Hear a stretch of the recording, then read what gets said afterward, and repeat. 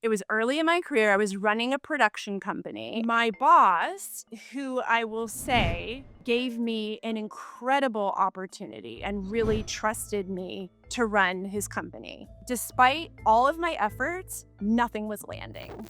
It got so bad that I actually feared that I was on the verge of being let go. And then one day, he brought me into his office and he proceeded to spend an entire hour telling me everything that was wrong with me and everything that wasn't working for him. But he said one thing to me that sticks to me to this day and changed me forever.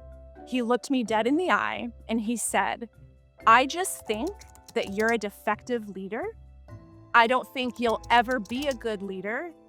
In that moment, I felt completely disempowered, utterly defeated. I get emotional even thinking about that moment, but I knew inside that he was wrong. I did not let that moment define me. I used it as fuel. Navigating a career in traditional Hollywood entertainment, as well as tech, can be a challenge on its own. But as a woman, it takes on a whole new level of intensity, evident in the stories and biases that are prevalent within a typically male-dominated setting. Finding the strength to overcome these challenges and use them as fuel to carve out the path forward is no small feat, but completely necessary. Thank you for your consideration. Today's guest, Jenna Cavelle, former VP Production and Operations for Walt Disney Television, oversaw a division that delivered a slate of feature-length Hulu originals. She knows all too well what it means to stay strong in the face of adversity, which is something that many women in tech can identify with. As an entertainment executive and AI strategist, Jenna is driving meaningful change in a world in which it is long overdue. In today's episode, Jenna shares how she is helping filmmakers and production companies adopt and integrate cutting-edge AI technologies to optimize their workflows. At the same time, she shares how to navigate some all too familiar challenging situations for women. This is episode 11 of Tiffany's podcast. Hey, Jenna, welcome to the show. We're so glad to have you join us today. How's everything going? It's good. Thank you, Tiffany. I'm so excited to be here. I'm a big fan of your podcast and just really grateful that there's somebody out there giving women in leadership a platform in the way that you are. It's really inspiring and makes me feel really good to be part of it. Oh, well, that means so much. And we are so thrilled to have you here because when we talk about women in leadership, I think you've been forging an incredible path in the industries that you've impacted. I mean, even with your current role right now as head of production and business operations at Hulu, and some of the former roles that you've had, like VP of production and operations at the Walt Disney Company. I know we're going to have a really good conversation today to peel back those layers a little bit and not Yeah. only understand what got you to this point, but also some of the challenges of what you've maybe navigated in what could be also viewed as a more male-oriented environment in many Mhm. cases. So why don't we start digging in? Does that sound good? Yeah, I love it. Let's do it. Amazing. Well, let's go kind of back a little bit. I'd love Okay. if you could walk us through your initial experiences within the tech and entertainment industries. And as you're thinking about that, Jenna, maybe what were the challenges of being one of the few women in these spaces, and how did you actually approach that? Yeah, that's such a great question. It's a um, loaded one. I know. it's We a we don't loaded hold back. one. We're jumping right in. Right? It's loaded. And, I think what's really interesting is that for me, it really started when I was in film school, right? Mm. So you're kind of in this environment where you're protected from the industry, but you hear rumors about what it's like out there. And I think that in those initial stages, I kind of started to see a lack of representation above the line, which in entertainment is referring to a producer or a director or a writer. And I remember like a specific incident when I was in film school and I was taking a writing class that was an elective. And it wasn't that the school intentionally curated the class this way, but on the last day, I realized that out of the 15 students, I was the only woman. Even the Wow. professor was a man. And I was really shocked, and it was a moment where you kind of see something that you hadn't really noticed before, but you've heard about it. And I remember asking everyone in the class to take a photo with me to kind of mark the moment because I was that taken aback. And in the time since then, I sort of reflected on why would only one woman even end up signing up for this elective, right? I can't help but think about how indicative that is of how women are socialized to feel less welcome or less encouraged to participate in certain spaces. And I think that that Wow. was the first moment that really opened my eyes to how deeply ingrained gender imbalance is, even in these environments that are meant to be diverse and inclusive. And fast forward from that moment when I'm actually working on the ground in the field. And I remember the very first feature that I got a job on. I was an assistant director, and I was so proud of myself because I had negotiated myself a producer credit. And I was really excited. The director and the writer was a woman. It was an all-female cast, so it was a Oh. project made for women, by women, that sort of thing. And I remember one day I walked into the producer's tent, and there were 4 male producers all taking a selfie together. And I thought to myself, "Okay, so I'm the only female producer on a project that's all about the female gaze, and I'm not being included in this moment."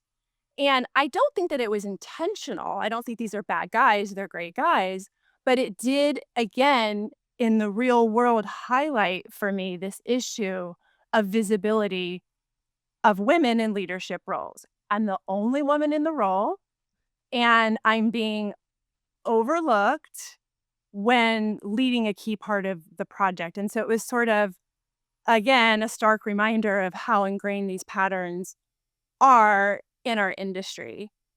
And again, to be clear, I don't think that men are the problem. I've had incredible male mentors who've supported me. They've helped me get where I am today. They've given me jobs. But when I reflect overall on my career as a whole, despite working on female led projects, I always find myself surrounded by these men in leadership roles. Mm. And so I've had to ask myself, you know, how do I bring more women into these roles? And do I assume that there's not space for them? And Mm. over time, I've become way more intentional about creating opportunities for women. And I think that these early experiences really shaped that approach. Even the name of my production company is Her Pictures. And my AI strategy firm is One Woman Show AI. And I didn't even, it wasn't even intentional. I think that I chose those names sort of as a signal to myself and to the industry that Mm. I need to recognize these imbalances and work to address them with concrete sort of actions. So I don't know if Right. that answers your question or Oh, not, it but it I mean, I it could talk most about that definitely question does. for like hours.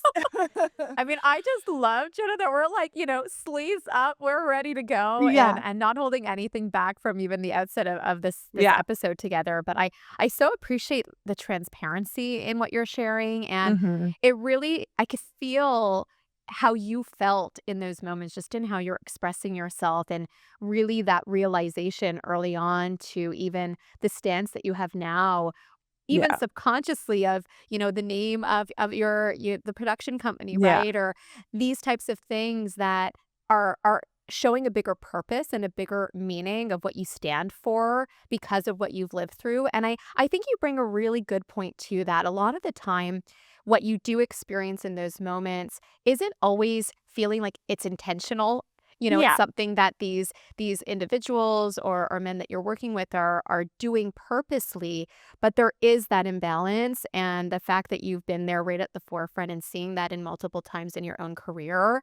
I'm curious for you, Jenna, like, were there ever moments where you wanted to almost like go back in your shell, or where you felt like a level of intimidation in that moment? And I imagine the answer is yes. But I'm just curious if you could walk us through that a little bit more, because it's so relatable to those that are Yeah. listening in, or watching this episode. And I feel like so many female professionals, and many of which that we coach as well, face these types of obstacles at one moment or another in our career. And so, how did you almost overcome, if you felt that intimidation factor in those moments? So, yes. Oh, this is such a great question. I love this question so much. I've thought so much about this because, there are a lot of little moments like that, Yeah. but there was one very, very pivotal moment for me in my Oh. career that really shaped how I approached leadership moving forward. And I've sort of Oh, tell never me. looked back. Okay, I'm all So, ears. yeah. It was early in my career. I was running a production company. I'm not going to say whose it was. um, and my boss, who I will say, gave me an incredible opportunity and really Mm. trusted me to run his company.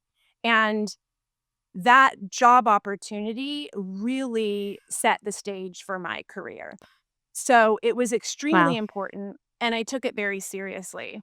And we've been working together for a long time. And we were in this patch where I could feel that he was frustrated with me, but I didn't understand why. Oh. And I instead of really sitting down and talking to him about it, the moment that I started to feel it, I went out of my way to demonstrate my leadership, send out email updates to the company, copying everyone, keeping him informed on project progress, showing him all this initiative. And it was like, despite all of my efforts, nothing was landing.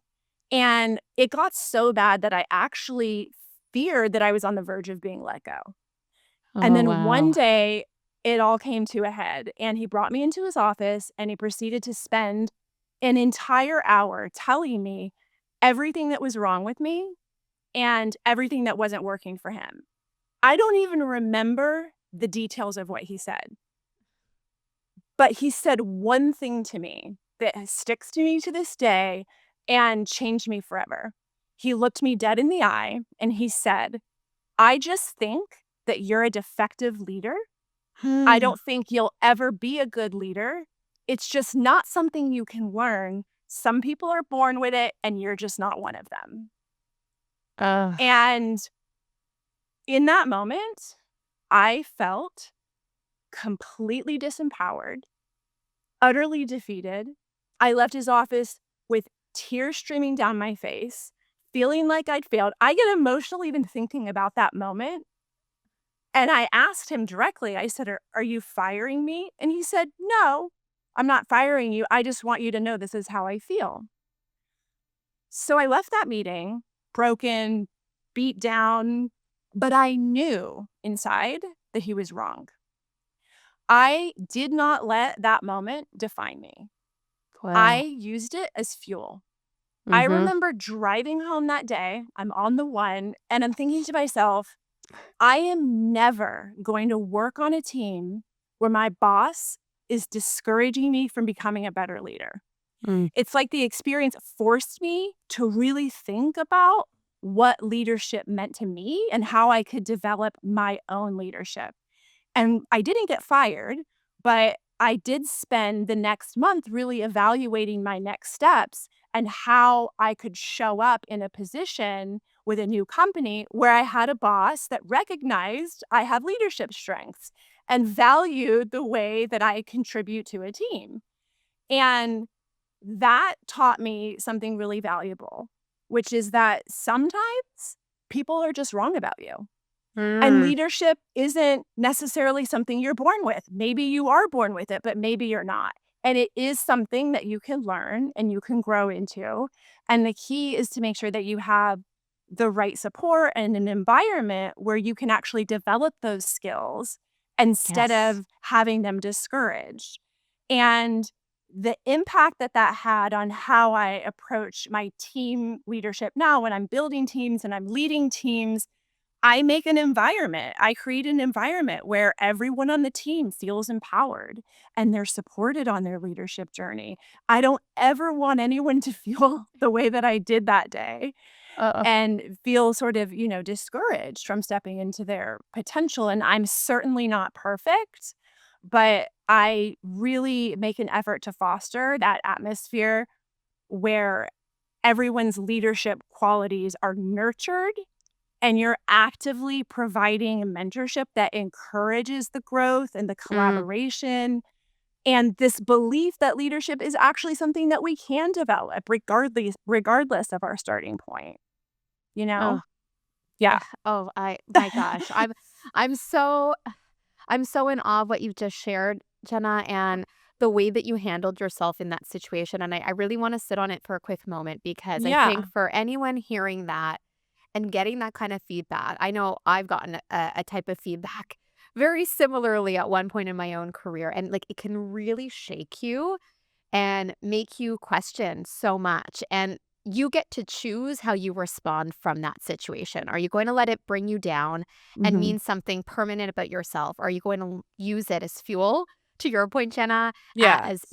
something to prove to yourself, but also in a way of breaking through and not letting it hold you back? And I'm so Mhm. glad that you took the latter approach, even in a way that it inspires your teams today and how you Yeah. lead, because that is extremely inspiring for those that are following in your footsteps. I can only imagine, that feeling in that moment, your heart sinking when you're hearing that very direct and very, abrupt feedback without the support behind it.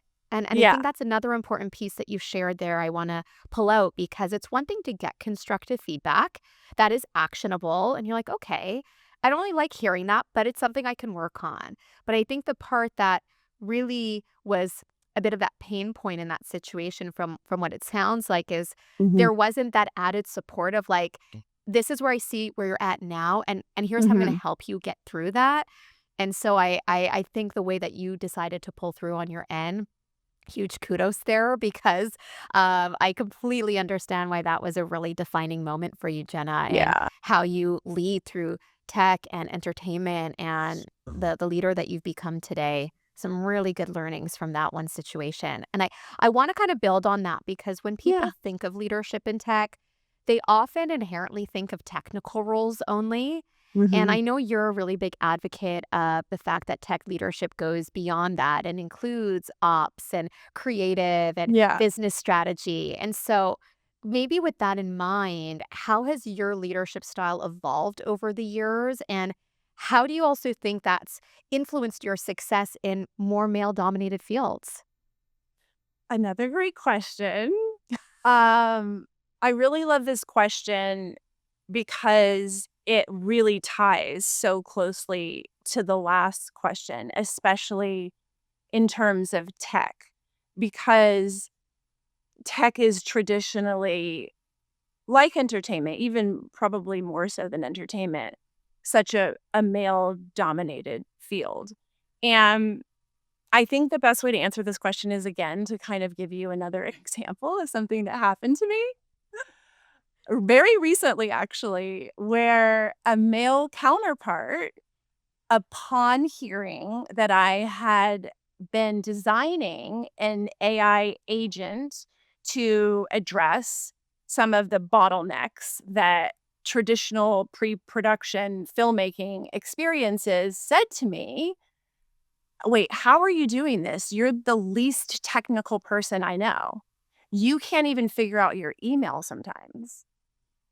And I just kind of laughed it off, and I share this with you because again, I think it highlights this common misconception that just because you might encounter a technical challenge that's tedious or a little difficult to overcome in the course of your workday, it doesn't Right. mean that you don't understand how to use tech to solve a workflow issue that you've observed. And Mm-hmm. this narrative unfortunately, is often so reinforced by these gendered assumptions where women are perceived as less technical than men. And so it shouldn't be surprising that this comment came from a man, right? But Right. to that, I would say, as women, that we have to be conscious of these narratives and how they shape our learning process.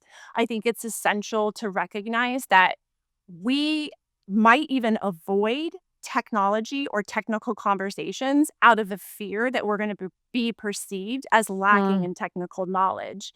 I think that we, certainly I, subconsciously have powered away in the past from using tech to solve Huh. problems because I doubt my abilities that really I've sort of been served to me as these male dominated narratives. But in reality, the skills that I'm using when I'm managing and I'm leading, problem solving, creativity, Mm-hmm. organization, strategic thinking, all of these are transferable to tech adoption and usage.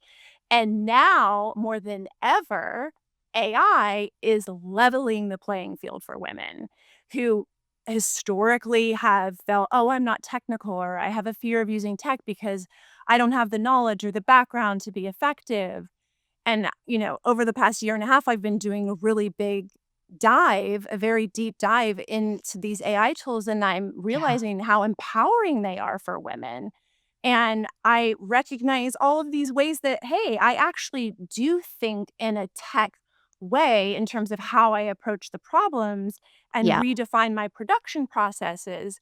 And I might not have a degree in coding or machine learning, but I don't need to be. I'm still a technologist when it comes to improving and perfecting my production processes and my workflow. Mm. And I think that it is this intersection of operations and strategy and creative work where we are getting to become really technical. Even Yeah. in my own role, the integration of these elements is very key to managing my production processes. And, with my AI agent that I built, for example, I can stream everything from scheduling and budgeting to automating tasks like a script breakdown or a location scout or talent management. And the tech behind these systems is allowing me to identify these bottlenecks and optimize these workflows in ways that were unimaginable before. And I have a firm grasp on ops and biz strategy, so I can leverage this tech to execute these creative visions and, enhance the process. So even though my role, again, isn't coding or developing these comprehensive AI systems, I am implementing them to streamline my job function. And I think that this is where the technical side of my leadership gets to shine. Mm. It's like, again, Yes. to sort of summarize, at the end of the day, I don't think that leadership in tech is just about having a deep technical background. It's Yeah. recognizing your strategic, operational, creative skills are components of driving innovation, and specifically in the context of film production, understanding how these elements intersect with tech and using that tech to enhance and elevate the process, if that makes Mm. sense. Makes complete sense. I think this is such a good takeaway as well, what you're sharing, Jenna, on how leveraging tech and even AI in the way that you are right now to bring almost a more like holistic picture of the business and how it ties to the business goals, Yeah. right? Because it's not just about having that technical, deep know-how, but actually really interesting perspective of having the right kind of level of technical know-how to drive your area of the business forward or to Mhm. influence and drive impact in a really meaningful way. Maybe some more specifics on that, Jen. I'm so Yeah. curious. You mentioned kind of using the AI agent that you've created for whether it's scouting or streamlining or other Mhm. areas of the work. Is there a very recent example that you can share with us that has been very effective for you or something that you're influencing with your teams as well that we can almost take back and inspire from in our work as we think about AI and the evolution in AI agents as that continues to unfold? Yeah. I mean, for, you know, there's so much AI vertigo, right? It's like every day there's a new app and a new offering and a new product, and it can be really overwhelming to figure out where to start. Hmm. And it can be very easy to start and then lose track because you sort of get distracted by all of the noise. Mm-hmm. So, for me, I have to just keep coming back to the problem that I'm solving Yeah. and really doing a deep dive to determine whether or not there's a product that actually exists for the thing that I'm trying to do. Mm. And to the extent that there isn't, which in my case, I've only found one company that's even barely scratching the surface. So, you just have to jump in and try to create it yourself, right? Try and use the technology to shape it around your very specific problem and Yeah. be relentlessly pursuing a solution to that problem, right? And that's what an entrepreneur does. That's how they find product market fit. That's, you know, the other great thing about AI is that previously you had to fail in order to succeed with real money in the real world for years before you figured out that your product wasn't working. And Mm-hmm. now with AI, you can fail fast and quickly multiple times before ever spending a dollar. So, Mm-hmm. so for me, that's what's been really empowering Yeah. about building out sort of my own tech stack, This if is you so will. good. This is Yeah. so good, Jenna. I'm picking up a lot on like the experimentation side of things and using that to Yes. take those risks, take Yeah. those chances with a little bit less impact on the dollar side, but help Yeah. you make even more informed decisions. That's fantastic. I'm also curious what specific strategies that you found most effective for building credibility, taking up Mm. space, and even showcasing your authority as a woman in tech and entertainment field. This is a good one. So for me, it's I learn from doing something. So even before I became a producer and I became an executive, I started out as an assistant director and then I line produced and I sort of did everything that I could to understand this machine that is filmmaking from the inside and sort of boots on the ground approach and going through as many roles as possible that are required to create a Mm, film so that I could have the conversations with my department heads that spoke to their experience so that I could speak from experience so that I, understood what it was like to experience a day in the life of someone who's uh, doing this job. And, that's how I've built my credibility is by doing all of the different roles, even if I'm just dipping my toes in it, so that I can actually look somebody in the eye and understand to some extent what it's like to do the job that they're doing. And so that uh, when I ask them for something, I understand what it feels like to be asked for that thing and whether or not it's a big ask or it's even possible. At mm, least having some sense of that, I think that is, you know, where I've really tried to gain my currency.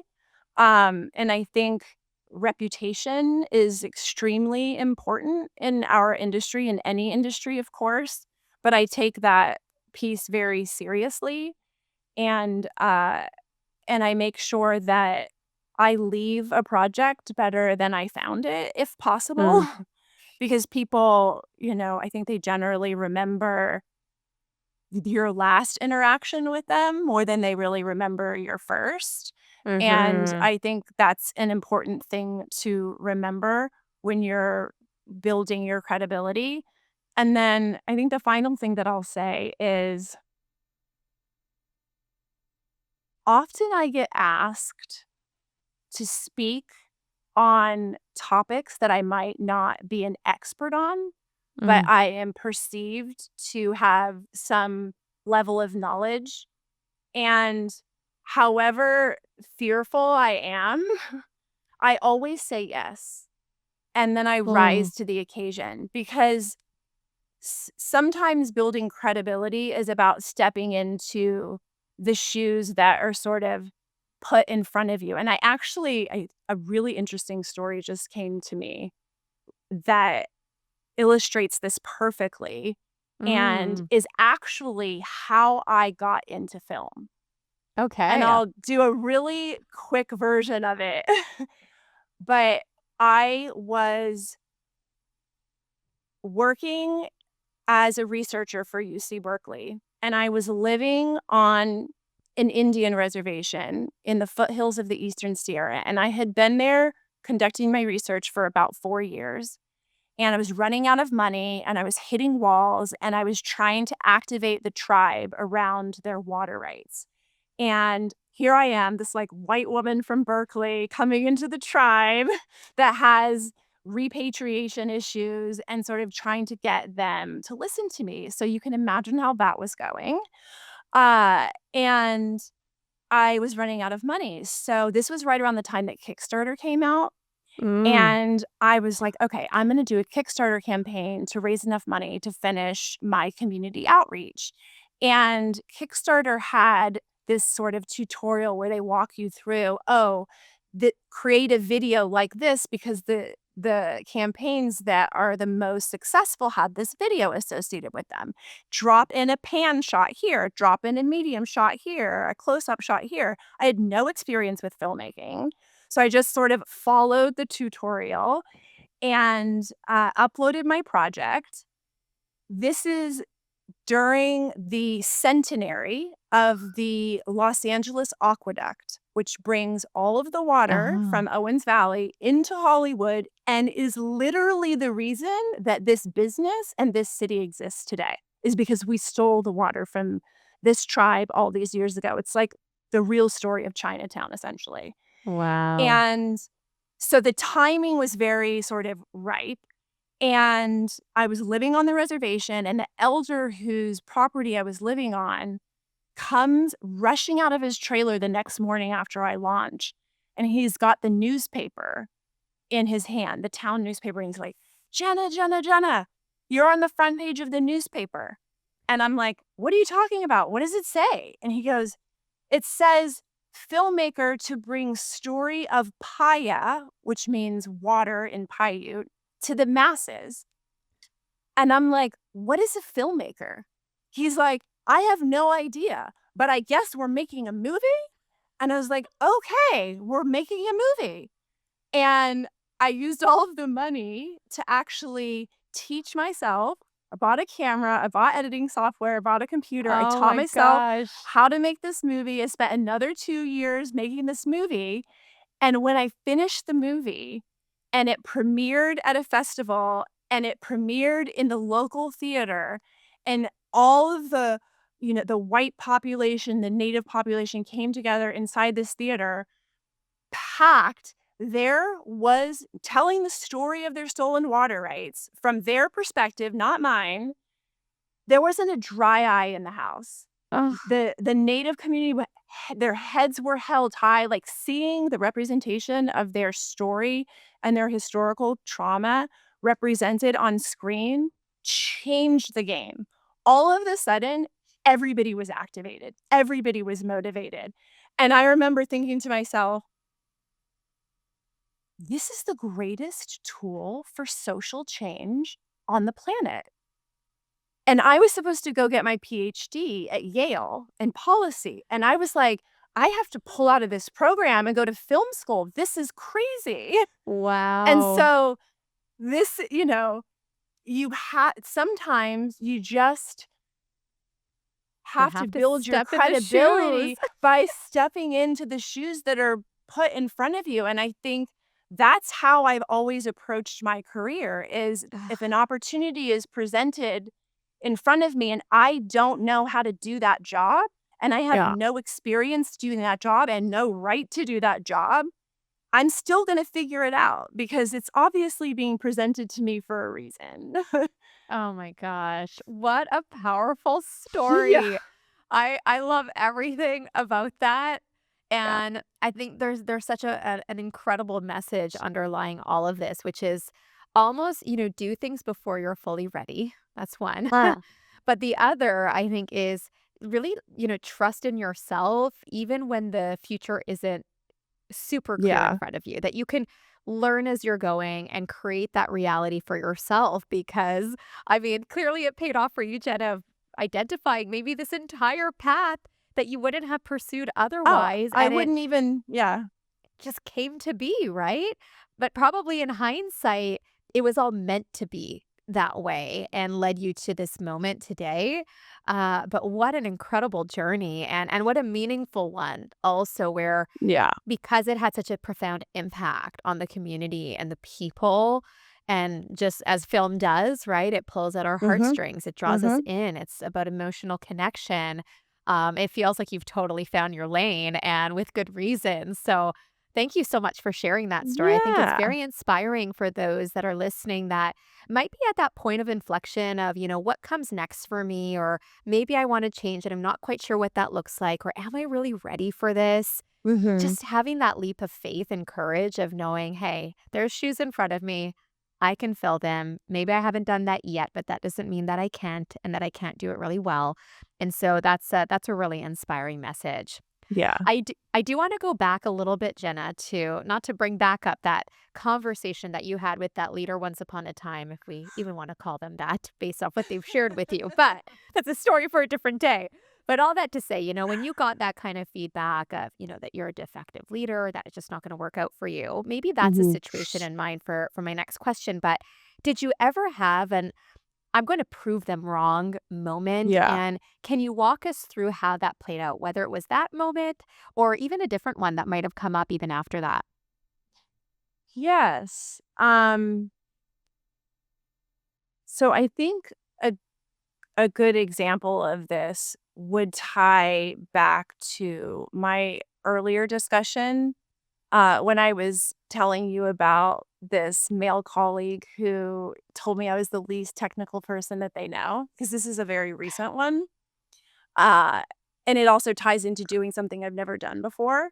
Mm. So at the time, I was preparing to give a talk on AI adoption and how to use the tools in entertainment at a very prominent conference.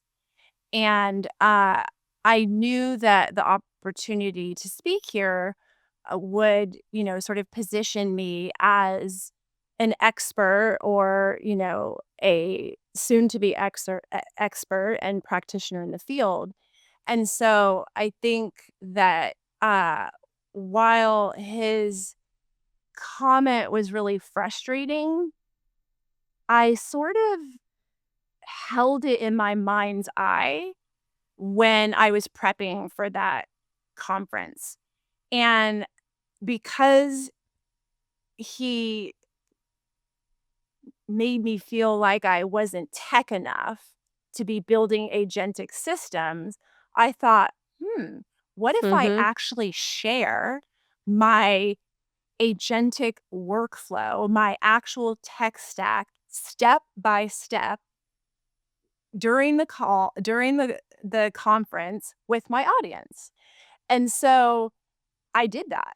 I actually walked them completely through it, what agent builder am I using? What LLM am I using? How do I connect my API key?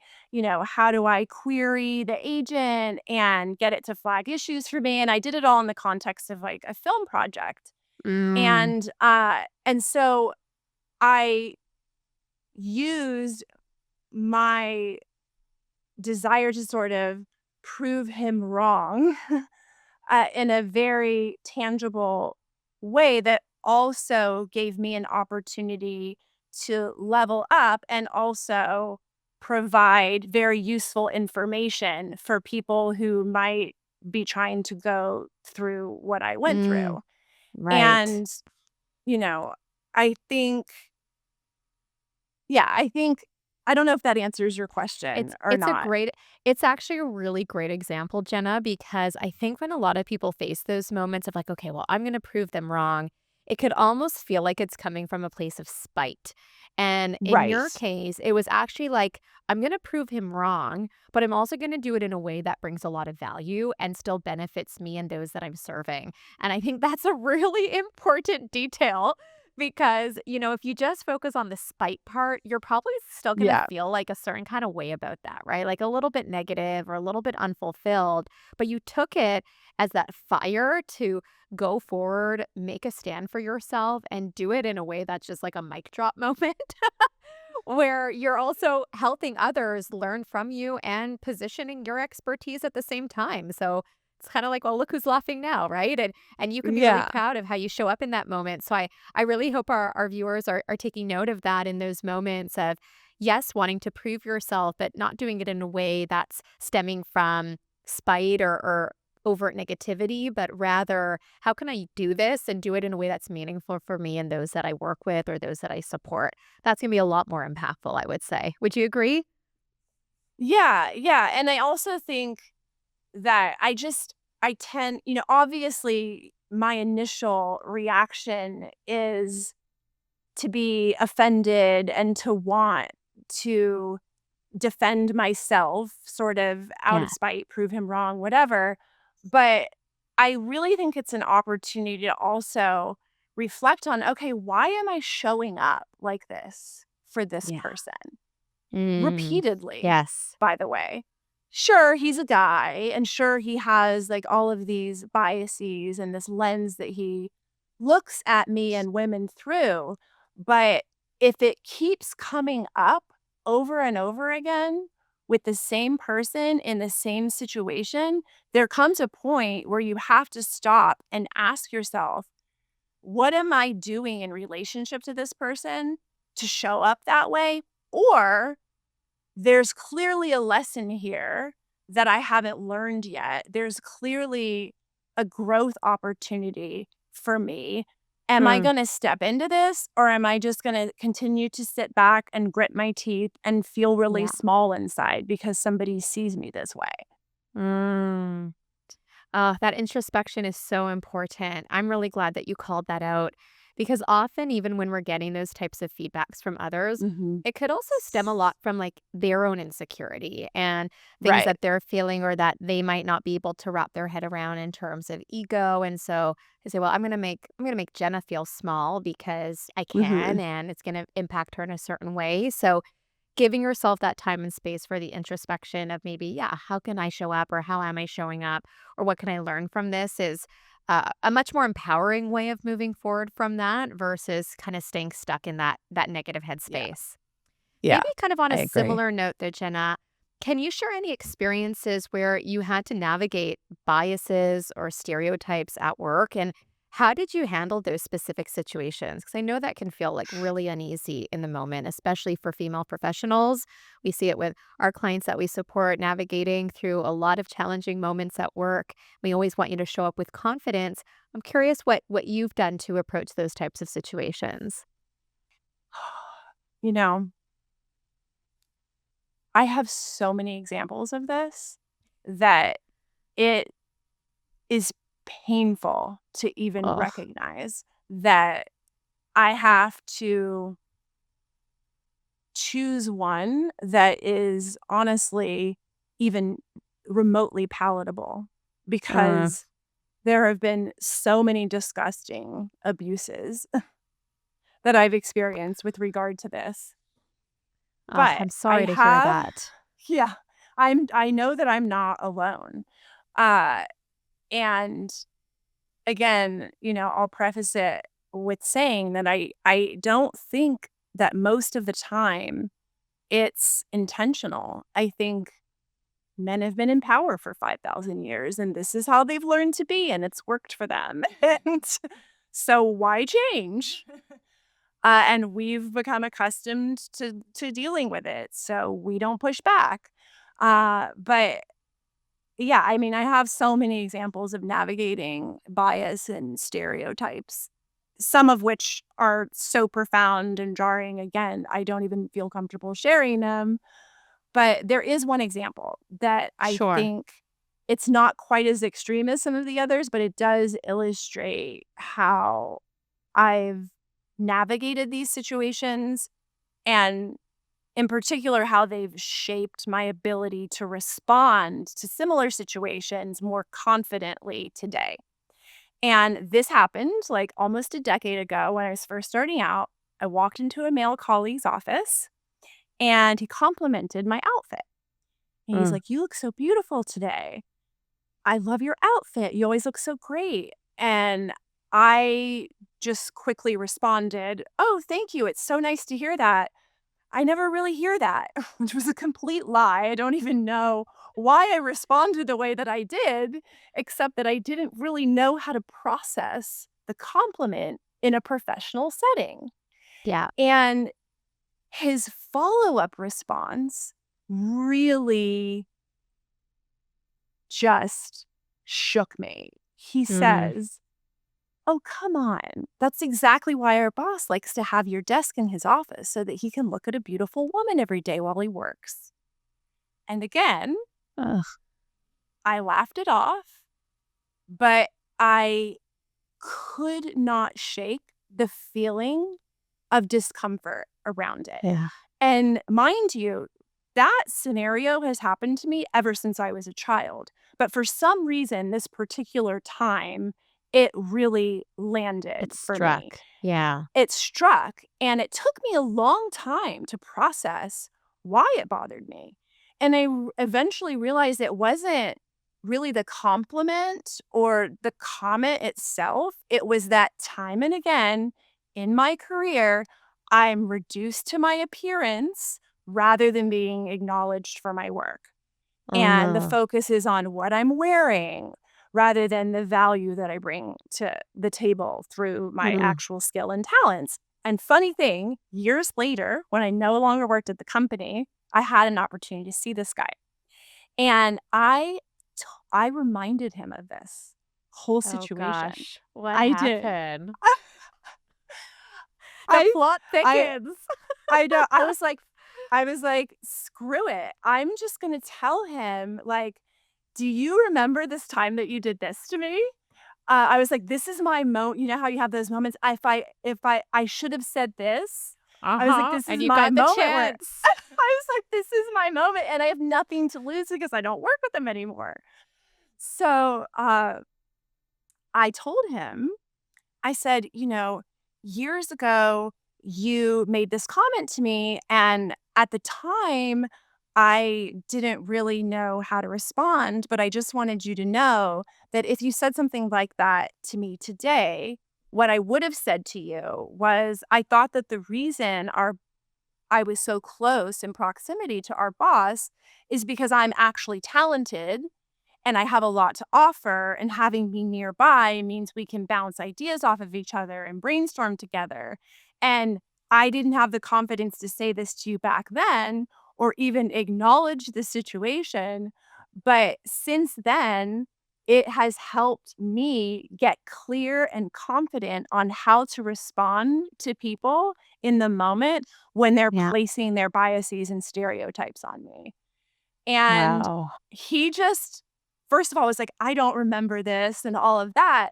But the point is not really that I called him out on his mess, but the process of and I've come to do this a lot now.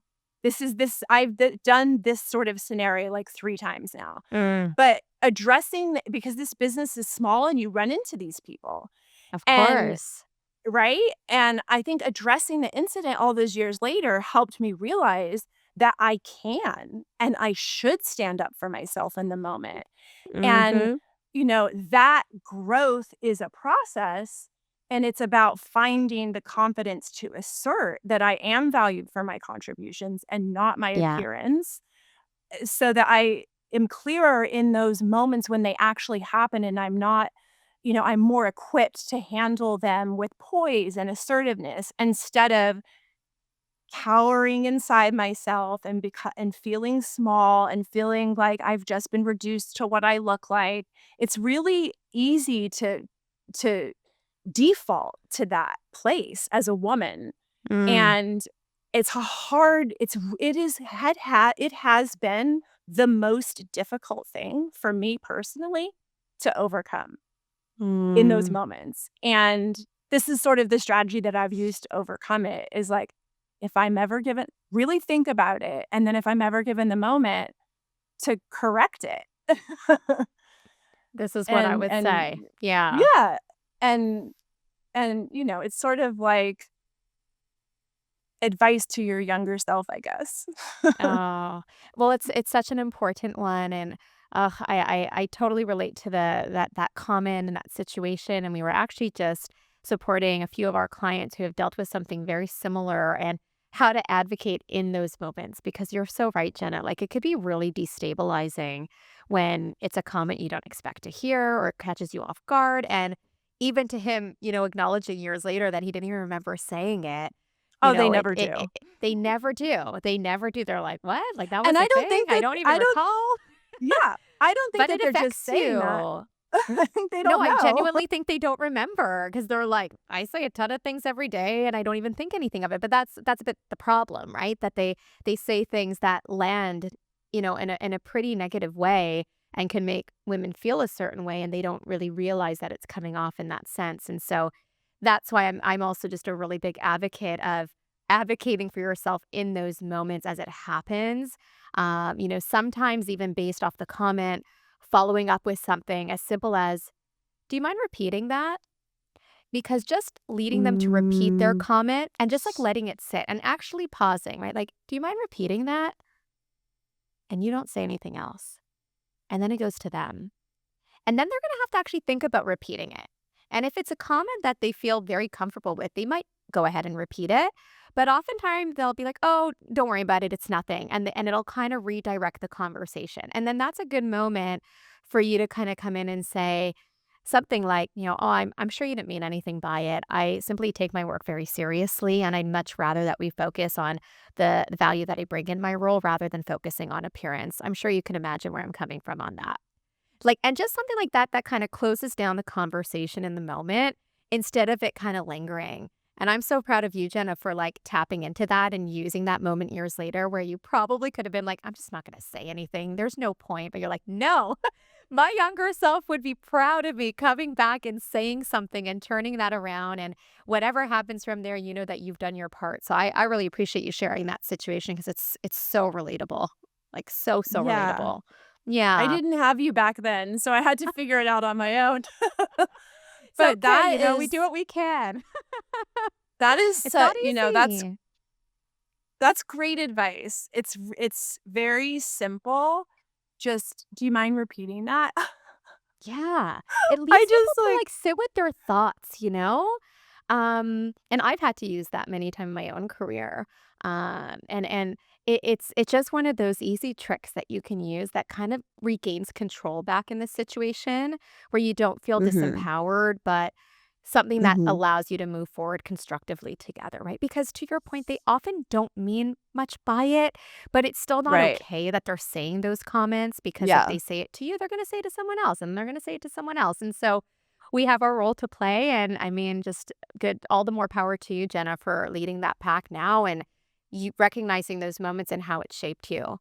Maybe in like a similar vein, what are some skills that have really helped you in being, operationally strategic and in creative roles that you've held to make your mark against some of the men or amongst some of the men, I should say, that Mhm. you've worked with? Any key skills that are coming to mind that really helped you kind of set yourself apart in those environments? Yeah, I think, the one characteristic that I think about when I think of myself and sort of what makes me unique in terms of how I've navigated uh, my career and just being able to up level is adaptability for sure. Yeah. So, and I think what goes along with that for me is this idea of being a life learner and Mm, someone who is constantly growing and refining my skills so that I can adapt to new challenges. And there's nowhere where this is more important, I think, than in such a rapidly changing industry like entertainment, yeah. if it's not the contraction of the business or strikes, now we have this whole sort of tech revolution that's upending everything. And I certainly don't think that I would have made it this far and probably would be currently losing a lot of hope if it wasn't for my tendency to just do everything that I can adapt, Yeah. do everything that I can do to adapt. And,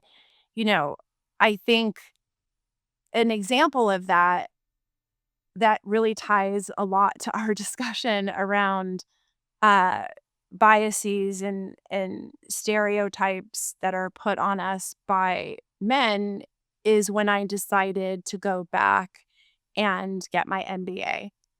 And I was working full time as a VP at Disney. And it was obviously a decision that would present a lot of challenges for me because I had just entered this role as a VP at a studio. And uh, I faced immediate resistance Mm, from some of the men that I worked with. One of the comments I got was, "How many degrees do you think you need, Jenna?" It was like this form of mocking me. But for yeah. me, it sort of highlighted this larger issue, which is a discomfort that I think some people feel when other people are pushing beyond what's expected of them or Yeah. what they think is enough. And for me, it wasn't about proving anything to anyone. It was about growing and staying relevant in an industry that's evolving. And I wanted to make sure that I was equipped with the skills Yeah. that I needed, you know, new perspectives, deeper understanding of business strat, and finance and leadership and, all of this stuff. And it wasn't easy. It was the hardest thing I've ever done. It was Oh, balancing a demanding executive role for the first time at a major studio while doing an executive MBA at one of the top business schools in the world. It required a lot of self-discipline and a lot of time management. And I had to be really self-critical about where I was weak and recognizing that in leadership roles, I didn't have all the answers and that I needed to be able to assess my blind spots in order to continue to be that adaptable person that I yeah. considered myself to be. And it's sort of this tie between being, you know, growth minded and willing to step into new roles and tackle these challenges outside of my comfort zone. Like all of that is tied to adaptability and you know the ability to embrace change and sort of see all of these challenges as learning opportunities and ways to become even more adaptable are sort of what I think have set me apart as a brand in the Mm, industry. that's amazing. Thank you for sharing that, Jenna. I think that Yeah. really, really hits and resonates. Maybe as we're kind of thinking about that and taking on leadership roles as women in tech, what advice would you give to someone who's really aspiring to do that, but might be intimidated by the male dominance in the field? You mean that's aspiring to To step into leadership roles in tech that are perhaps a little bit intimidated by the male dominance that they might see there in the field. Any that's a particular good one. advice? I know it's a Um big question, but if there's no, anything top of mind. it's a great question. I think if you're sensing a bit of struggle in terms of answering it, it's because I'm still figuring it out. And, I appreciate the um, honesty. yeah, like, It's okay. We don't these have are to sort have of all the questions answers that I all at have. once. But no, but really, I would say focus on your strengths, trust in your ability to learn and to adapt. That's what I've done. And remember that leadership in tech is not about being the most technical person in the room. It's about understanding how tech can solve a problem, improve a process. It's drive innovation. These are skills that anyone can cultivate regardless of their gender. And again, this fear of not being technical enough is something that everyone faces, especially women. You've got to push past it. Yeah. And the moments in my career where I was told I wasn't technical enough or I wasn't a good leader, I stepped into bigger positions of leadership. I built an AI system to improve a process. And again, like the key is be open to learn, stay curious, embrace new technologies, even if you're scared of them, and figure out how you can use them to actually Yeah. be a more effective leader and enhance your leadership. And most importantly, when you rise in leadership, create a space for other women and prioritize this because we bring a very unique level of commitment and creativity. And we know how valuable these opportunities are. And that kind of dedication that inspires these teams to work harder and elevate, like, leads to better outcomes when you're including women. Yeah. I mean, that's powerful. I love that. Even if you're still figuring it out, Jenna, I think those are Yeah. really, really spot on in terms of takeaways and reflection points for anyone that's considering that. And maybe just on the topic of tech leadership, I'm curious to get your input on how you see things evolving in the next 5 years. And maybe what roles do you think are going to be really crucial in that evolution? Yeah. I mean, this question. I love this question. This question, I hear this question a lot being asked of the big tech leaders and them sort of being like, I don't know. I I thought know. I knew, but I have no idea. This is crazy Let's what's give it a month happening. and see because things are moving Can at a you crazy pace. can you ask me on Monday when Llama comes out with 3.5? No, but uh I'm so excited about this. Like, Yeah. I see the next 5 years of tech leadership evolving in the most exciting ways, some of which I can speculate on and, some of which I have no idea. But what I do think is that we will get to a point where leadership in this tech space is not gonna be just about driving innovation or, staying ahead of the tech, but they're going to need to be stewards of responsibility, Mm, especially when it comes to AI. yes. And I think that the definition of tech leadership is going to become much more holistic. Again, not just about what you know technically, but how do you use that knowledge to make ethical decisions, to be transparent when you're leading, and Mm, to make sure that the tech is actually benefiting people in the right way and not being this, abusive thing. And I think we're starting to see that already where leaders are being tasked with overseeing AI integration, like, a chief AI officer, sort of thing. yes. And their job is to make sure that this tech is being used responsibly across their organization and, Yes. and not consider just the tech itself, but how does it align with my company's values and ethics? And so I think AI ethics specialists are probably going to be very key in Mm, terms of navigating us sort of from the inherent potential dangers of AI and uh, especially issues around bias and transparency and privacy issues. yeah. So yeah, I mean, I think AI is such a game changer, but obviously it comes with an immense responsibility, and it's not just about building these cool products, but, making sure that it's benefiting society in an equitable way. And that is going to be a big, big part of leadership in the next 5 years for sure. Mm, that's so insightful, and I, Yeah. I couldn't agree more. I think there's going to be so much shifting in real time as we know it. But I'm with you. I think that's a lot of questions that companies are asking themselves today of what is that going to look like? How do we show up sustainably, ethically, and almost go with the change in a way that is not compromising the business, but doing things with the right types of parameters in place. So it'll be an exciting film to watch in real time and see how that plays out.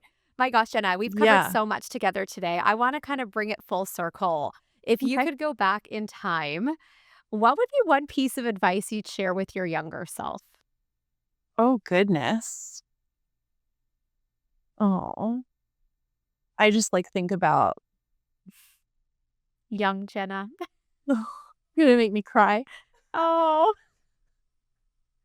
you've come such a long way. Ah, Oh, I why are don't you mean to making me spark the cry right now? I tears. hate Well, you. I feel like I'm gonna tear up too because we've really pulled on some pretty important topics today and Yeah. how they've shaped the incredible women that you are and leader that you are. And I have no doubt that the teams that you work with are so inspired by you and how you've navigated through that. But I guess, yeah, if we could go back in time and, whether it's, Jenna and that project and Yeah. getting into the film space unexpectedly or Yeah. anything else maybe around that time frame, is there anything that stands out to you that you kind of wish you would have known back then? Yes. Um, I would tell myself to trust your intuition and don't apologize for your ambition. Uh, Early in my career, I definitely second guessed myself a lot, especially when I'm being told I'm an ineffective leader or I'm the only person in the room. And so I feel like I have to prove myself or fit into these expectations. How should I act? What should I wear? What should I prioritize? Who should I surround myself with? All of these sort of questions. It's you know, trust your intuition. Yeah. And I've learned over time that it's okay to carve your own path, even if it doesn't look like anybody else's. And it's okay to be ambitious. It's Yes. okay to want to create change Mm. and to make a difference and to pursue what's right for you.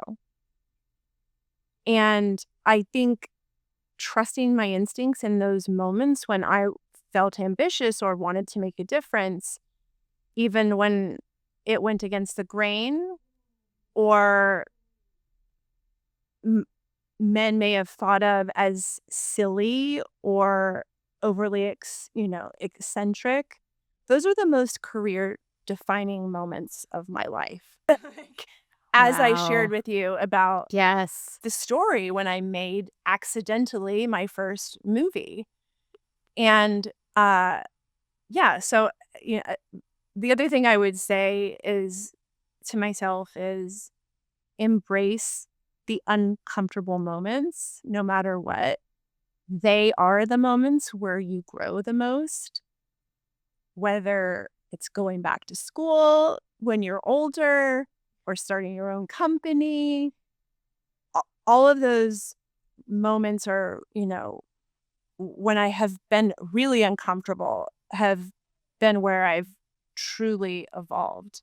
And then the final thing that I'll say is, and I've really had to learn this one, believe it or not, above all else, be kind. Oh, Because at the end of the yes. day, it's the people and the relationships, not the projects, not the job, that are at the heart of what they're at the heart of what matters most in life. And so Yeah. guard that and your reputation fiercely People and relationships are your greatest currency. They're your greatest source of happiness. Having a good reputation helps you grow your network and defines who you are in relationship to others. And relationships are what make us feel joy and happy and value in life. Oh my gosh, Jenna, if you just came up with that on a whim, I mean I did. that's incredible. You have I me mean, crying. that wasn't the intention, but honestly, that's just such a beautiful way to round this out. And you shared so many great takeaways right there. I think one that I'll just use to kind of summarize all of that is never apologize for your ambition. You I are love that destined for one. great things. Really never apologize for your ambition. Don't let people make you feel shy or small for thinking big. I was just telling this with my team this week. I'm like, shoot your shots.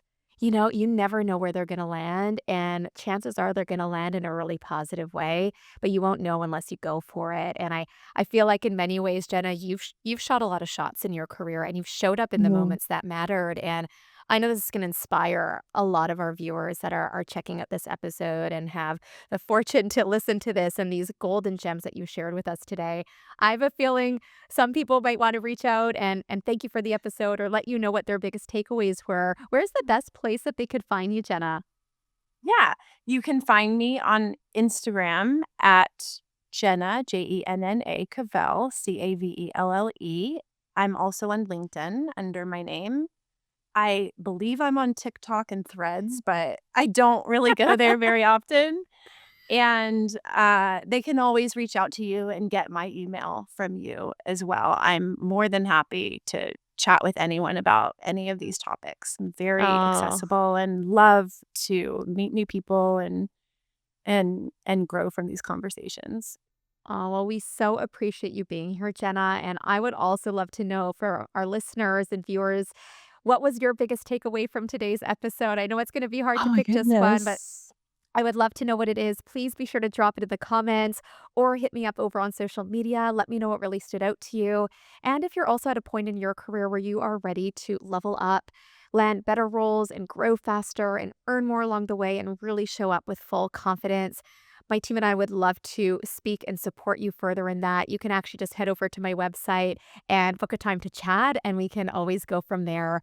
Really appreciate you guys tuning in today. And also a huge thank you to you, Jenna, for being here and being so open and vulnerable and transparent in these insights. I know this is going to be one that is for the books and will help so many professional women, even beyond tech and entertainment and any industry that they're in and are identifying with these challenges. It's going to go a long way.